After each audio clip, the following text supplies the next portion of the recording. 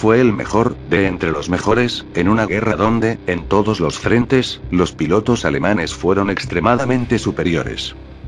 Nunca fue derribado, o forzado a aterrizar debido a fuego enemigo. Fue en la época donde, el uso estratégico de la fuerza aérea, alcanzó su plenitud máxima. De entre todos los pilotos que lucharon en la Segunda Guerra Mundial, sobresale, con diferencia, el alemán Erich Bubby Hartmann, conocido por sus compatriotas como el Caballero Rubio, y por los rusos como el Diablo Negro. Combatió durante toda la contienda en el frente oriental, consiguiendo 352 derribos de aparatos enemigos, en 1404 misiones de combate, aunque ciertamente no en todas entró realmente en combate, siendo considerado como el mejor piloto de caza de todos los tiempos. Hartmann era un piloto con suerte, a lo largo de su carrera, nunca fue derribado por el fuego enemigo, aunque se vio obligado a estrellar su aparato contra el suelo 14 veces, debido a fallos mecánicos, o a los daños recibidos por partes de los aviones que acababa de derribar.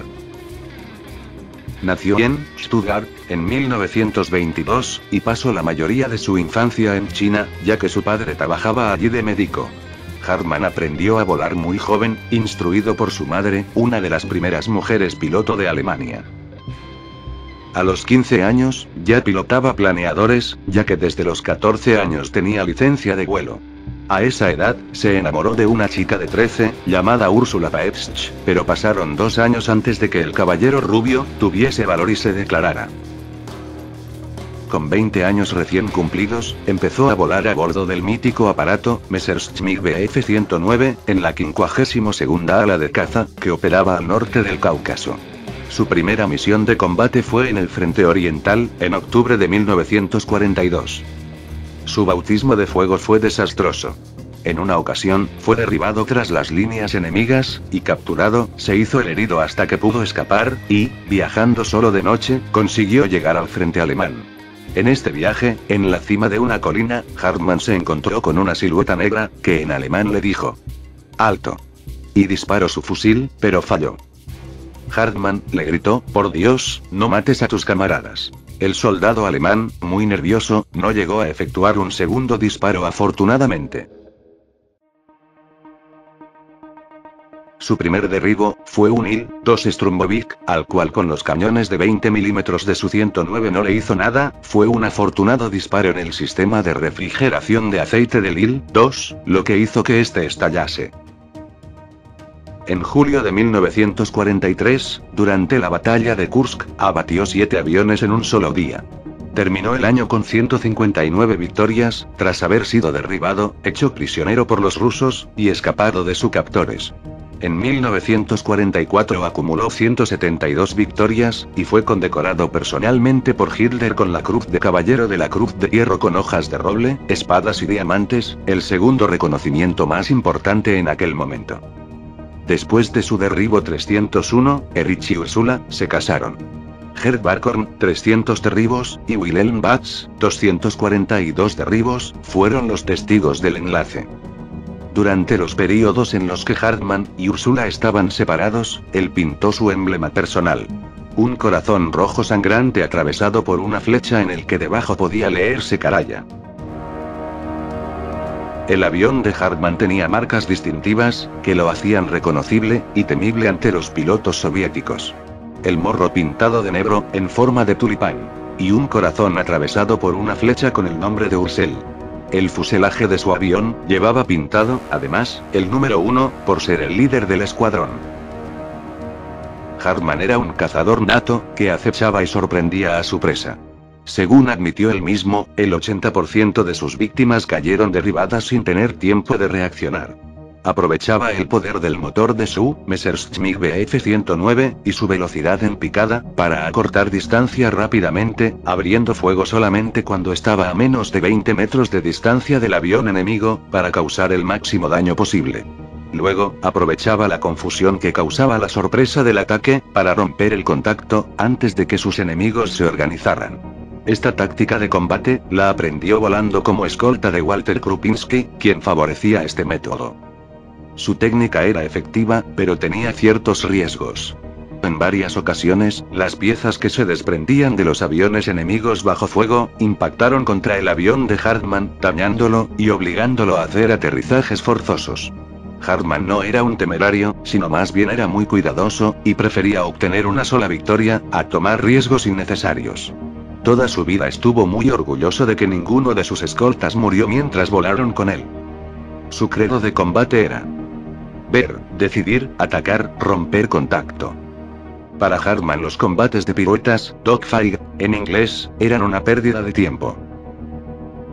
El hecho más asombroso de la carrera de Hartman no es su número de victorias, sino que durante la guerra, y el curso de 825 combates aéreos, no fue herido ni una sola vez, a pesar de tener que hacer aterrizajes forzosos. Muchos de los mejores, y más talentosos pilotos alemanes murieron, o fueron heridos, y puestos fuera de combate durante meses y años, teniendo una proporción de victorias, combates, mucho mayor a la de Hartman.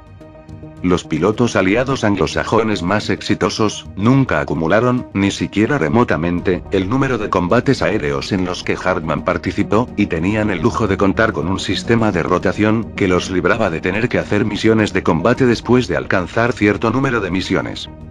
Los pilotos alemanes, en cambio, tenían que volar, literalmente, hasta que murieran en combate, por lo que sus victorias solo estaban limitadas por su longevidad. Al final de la guerra, en mayo de 1945, Hartman desobedeció la orden de volar al sector británico, para evitar ser capturado por los soviéticos, pero abandonando a sus hombres del ala de caza 52. Hartman decidió permanecer con su unidad, y el último día de la guerra, alcanzó su última victoria, que hacía el número 352. Un caza ruso Yakovlev Yak-9. A continuación, ordenó que se destruyeran los 25 aparatos de su legendario escuadrón. Así, la unidad más exitosa de la historia de la aviación militar, con más de 10.000 aviones enemigos derribados, y 678 de sus pilotos muertos en acción, se rindió a la 90ª División de Infantería del Ejército norteamericano. Al acabar la guerra, los rusos lo reclamaron, y los americanos lo entregaron. Se pasó 10 años y medio de su vida, encarcelado y privado por los rusos de los derechos más elementales. Solo recibía esporádicamente alguna carta de Alemania, o alguna postal. Los rusos llegaron a decirle que su mujer se había divorciado de él, como otras tantas compañeras de sus camaradas que al estar en prisión empezaban otra vida. Pero Úrsula fue todo un ejemplo a seguir, y al salir de la cárcel, el caballero rubio empezó su nueva vida al lado de ella. Se enteró que su hijo de 3 años había muerto hacia 10, al salir de la cárcel. Así que Erich y Úrsula se tuvieron una niña a la que llamaron Úrsula. En 1956, su vida siguió unida al mundo de la aviación, como no podría ser de otro modo. El caballero rubio se enroló en la nueva Luftwaffe, a donde siguió su carrera, y llegó a ser coronel retirado.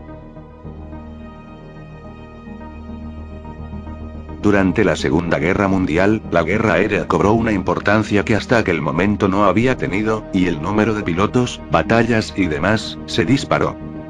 Un dato clarificador de esta afirmación, es el número de bajas atribuidas a los ases en la Primera Guerra Mundial, y en la Segunda. El Barón Rojo, el piloto más famoso y efectivo de la Gran Guerra, abatió unos 80 aviones, mientras que los mejores pilotos de la Segunda Guerra Mundial sobrepasan con mucho los 250 derribos. El primer hombre de esa lista supera en unos 50 derribos al segundo, lo que es una diferencia casi abismal. Pero hay que mencionar también que de por lo menos los 150 primeros ases de la historia aérea son alemanes. Así, en 1993, Erich Hartman falleció el 20 de septiembre con 71 años. Siendo el mejor piloto de caza de toda la historia. Si el video te gustó, no dudes en dejar tu like aquí abajo. Suscríbete si quieres estar al tanto de mis nuevas producciones. Nos veremos en la próxima. Adiós, y fin de la transmisión.